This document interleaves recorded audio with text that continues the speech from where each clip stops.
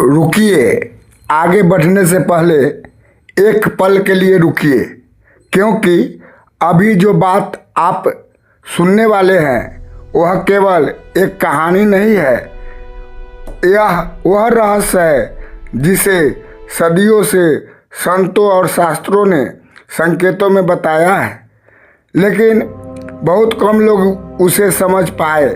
क्या आपने कभी सोचा है, जब किसी घर में बेटी जन्म लेती है तो क्या वह केवल एक संजोग होता है या फिर उसके पीछे कोई गहरा दिव्य निर्णय छुपा होता है? आज हम उसी रहस्य के पर्दे को हटाने वाले हैं और मैं आपको पहले ही बता दूं, इस कथा का अंतिम सत्य ऐसा है जो शायद बेटी के बारे में आपकी सोच हमेशा के लिए बदल देगा। हम सब जानते हैं कि संसार में हर दिन लाखों बच्चों का जन्म होता है, लेकिन एक प्रश्न आज भी अनसुलझा है।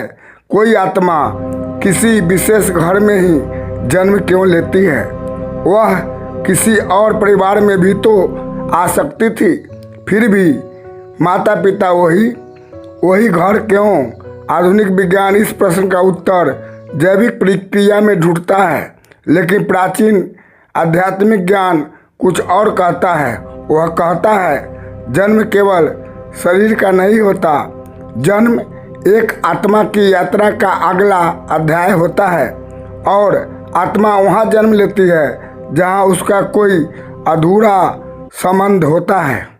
प्राचीन ग्रंथों में एक बात बार बार कही गई है, इस संसार में कोई भी जन्म सिर्फ संजोग नहीं होता। हर जन्म के पीछे कर्मों का एक अदृश्य गणित काम करता है और यही कारण है कि जब किसी घर में बेटी जन्म लेती है तो वह केवल एक बच्ची नहीं होती, वह उस परिवार की ऊर्जा को बदलने वाली आत्मा भी हो सकती है।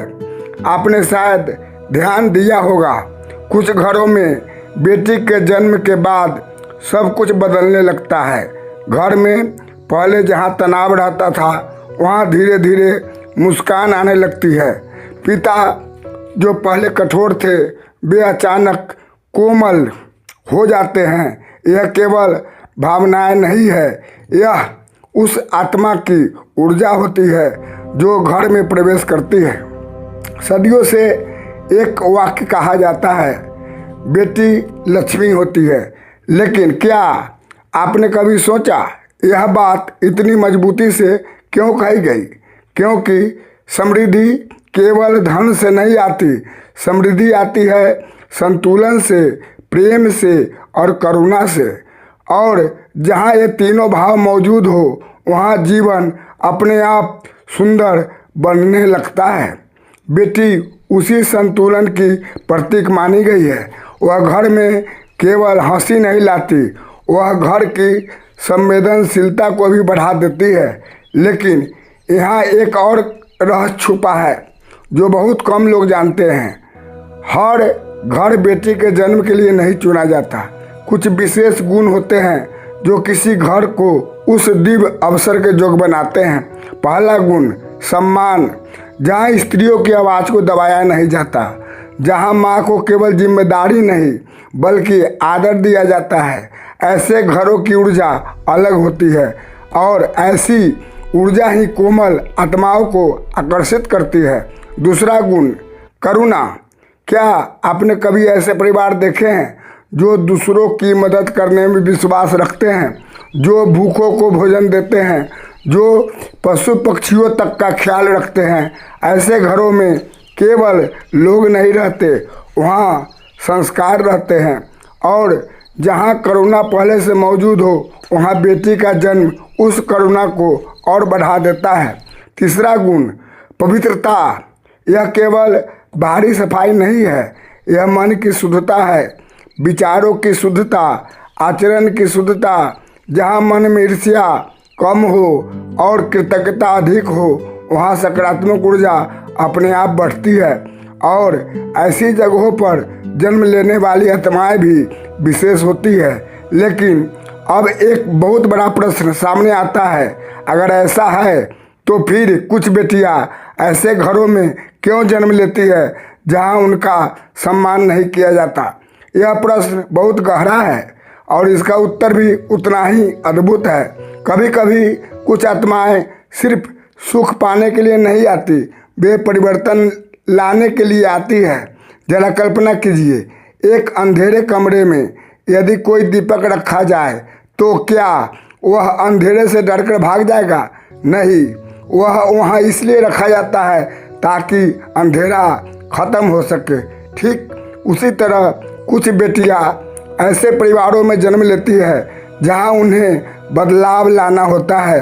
अपने प्रेम से, अपने साहस से और अपने स्वभाव से धीरे धीरे वही बेटी पूरे परिवार की सोच बदल देती है। कभी आपने देखा होगा, एक छोटी सी बेटी अपने पिता की उंगली पकड़कर चलती है और वही पिता जो कभी कठोर स्वभाव के थे उसके सामने पिघल जाते हैं। क्यों? क्योंकि बेटी मनुष्य के भीतर छुपे सबसे कोमल भाव को जगा देती है। वह हमें याद दिलाती है कि जीवन केवल संघर्ष नहीं, प्रेम भी है। अब वह रहस्य सुनिए जिसका संकेत कई प्राचीन कथाओं में मिलता है।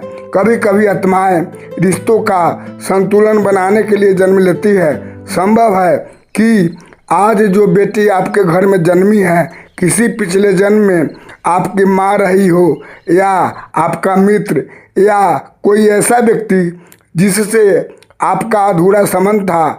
आत्माएं बदलती नहीं, केवल उनके रूप बदलते हैं। इसलिए कहा जाता है जब किसी घर में बेटी जन्म लेती है तो वह केवल एक बच्ची नहीं होती, वह उस परिवार की चेतना को ऊंचा उठाने का अवसर भी होती है। लेकिन इस अवसर के साथ एक जिम्मेदारी भी आती है, उसे शिक्षा देना, उसे सम्मान देना, उसे अपने सपनों को पूरा करने की स्वतंत्रता देना। यही उस दिव्य उपहार का सच्चा सम्मान है। यदि किसी घर में बेटी का जन्म तो हो, लेकिन उसके सपनों को रोक दिया जाए, उसकी आवाज़ को दबा दिया जाए, तो वह घर उस अवसर को खो देता है जो उसे मिला था।